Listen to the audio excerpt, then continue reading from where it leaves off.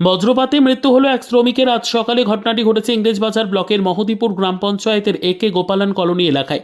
জানা গেছে মৃত শ্রমিকের নাম কৃষ্ণ দাস, বয়স 23 বছর। বাড়ি সংশ্লিষ্ট এলাকাটি। আজ সকালে বাড়ি থেকে মাত্র 500 মিটার দূরে মালদা মহদীপুর আন্তর্জাতিক বাণিজ্য পথের ধারে পাথর বোঝাই লরি লোডিং আনলোডিং এর কাজ করছিল ওই শ্রমিক। ঠিক সেই সময় হঠাৎ ঝড় বৃষ্টি শুরু হয়। পাথর বোঝাই একটি লরির নিচে আশ্রয় নেয় ওই শ্রমিক।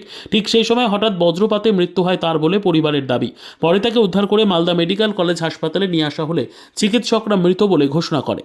বলছিলাম কি হয়েছিল? আমার ছোটো ভাই কৃষ্ণ ওই কাজে গেছিলো সকালবেলা। কাজে আমরা তো জানি সব কাজে গেছিলো, কিন্তু ওখানে বৃষ্টি যখন শুরু হয় তখন ওই গাড়ির তলায় বসেছিল আর ওই বিদ্যুৎ বৃষ্টি হয়ে পড়েছিল। ওখানকার স্থানীয় সবাই নিয়ে নেয় আমাকে, বললেন যে মারা গেছে। বাজ পড়েছিল? বাস পড়েছিল। বাড়ি থেকে কতটা দূরে গেছিল? বাড়ি থেকে প্রায় 600 মিটারের দূরত্বে। কি কাজ করতে গেছিল? শ্রমিকের গাড়ি টাড়ি খালি করে, পাথরের গাড়ি খালি করে। একাই ছিল নাকি? হ্যাঁ, একা ছিল। কিভাবে খবর পেলে যে এরকম হয়েছে? ওখান থেকে মানে আমাদের গ্রামের লোক ফিরে আসছিল, ওরা দেখতে পেয়ে তখন আমাদেরকে খবর দিয়েছে। তারপরে কি ওখানেই মারা গেছে না হ্যাঁ, হাসপাতাল? ওখানেই মারা গেছে। এমনি কি করতো? এমনি কাজ টাজ করতো, মানে শ্রমিকের কাজ। শ্রমিকের কাজ। তোমার নাম? আমার নাম আস্তিক দাস। কে হয়? আমার ছোটো ভাই।